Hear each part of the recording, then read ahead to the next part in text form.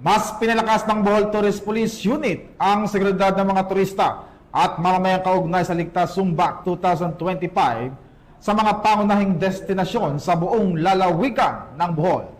Ito ay isa sa mga inisyatibong sinimula ng pambansang pulisya upang magkaroon ng masaya at ligtas na Summer Vacation 2025.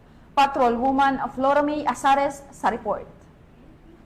Ilang bahagi ng pinaigting na kampanya ng Ligtas Sumbak 2025, nagsagawa ng masusing seguridad at information drive ang mga tauhan ng Bohol Tourist Police Unit upang tiyakin ang kaligtasan ng mga turista at mamamayan sa mga pangunahing destinasyon sa Bohol ng Anda at Panglao, Bohol.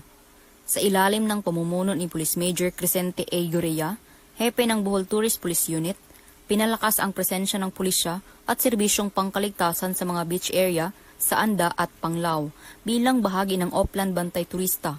Mabilis na tugon at agarang tulong ang isinagawa ng mga pulis bilang pagpapakita ng kahandaan sa anumang insidente ngayong panahon ng bakasyon.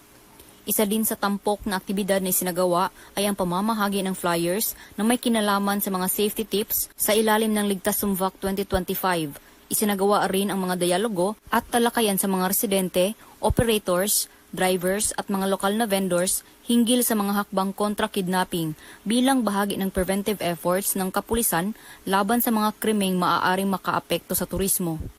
Ang mga aktibidad na ito ay bahagi ng layunin ng mga kapulisan na magbigay ng ligtas at maayos na komunidad hindi lamang para sa turista kundi pati na rin sa mga lokal na mamamayan sa pamamagitan ng pagbibigay ng tamang impormasyon, presensya ng otoridad at maagap na pagkilos sa anumang banta sa seguridad. Mula dito sa Central Visayas, ako ang inyong PNN correspondent, Patrolwoman Flora May Azares, alagad ng batas, tagataguyod ng Balitang Pulis. Maraming salamat, Patrolwoman Azares. Samantala,